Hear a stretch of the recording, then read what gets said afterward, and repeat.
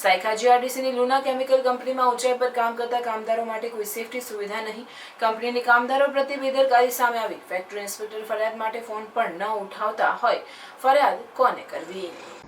સાયખા જીઆરડીસીમાં આવેલ લુના કેમિકલ કંપનીમાં ઊંચાઈ પર કોઈ પણ પ્રકારની સેફટી સુરક્ષા વ્યવસ્થા વિના કામદારોને જોખમમાં કામ કરાવવાની ઘટનાની સ્થાનિક સ્તરે ભારે ચર્ચા.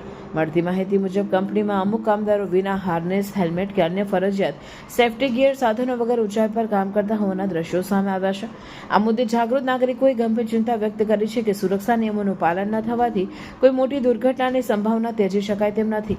કંપનીમાં કાર્યરત કામદારોને જાનહાનિ જેવી પરિસ્થિતિનો સામનો કરવો ન પડે તે માટે કાયદેસર સુરક્ષા સુવિધાઓ ઉપલબ્ધ કરાવવી ફરજિયાત છે.